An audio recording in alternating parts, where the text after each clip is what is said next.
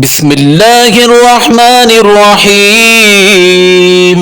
إذا جاءك المنافقون قالوا نشهد إنك لرسول الله والله يعلم إنك لرسوله والله يشهد إن المنافقين لكاذبون اتخذوا أيمانهم جنة فصدوا عن سبيل الله إنهم ساء ما كانوا يعملون ذلك بأنهم آمنوا ثم كفروا فطبع على قلوبهم فهم لا يفقهون وإذا رأيتهم تعجبك أجسامهم وإن يقولوا تسمع لقولهم كأنهم خشب مسندة يحسبون كل صيحة عليهم هم العدو فاحذرهم قاتلهم الله أنا يؤفكون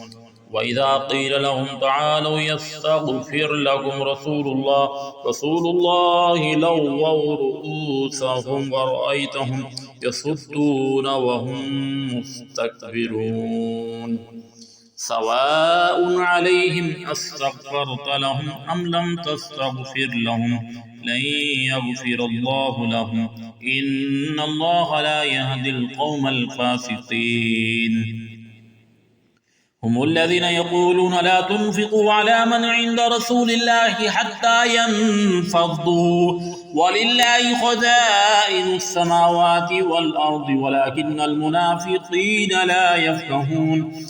يقولون لئن رجعنا إلى المدينة ليخرجن الأعز منها الأذل ولله العزة ولرسوله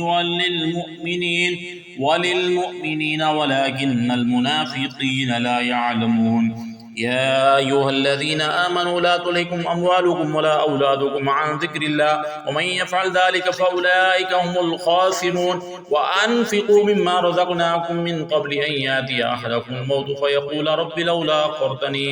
فيقول رب لولا أخرتني إلى أجل قريب فأصدق وأكن من الصالحين ولن يؤخر الله نفسا إذا جاء أجلها والله خبير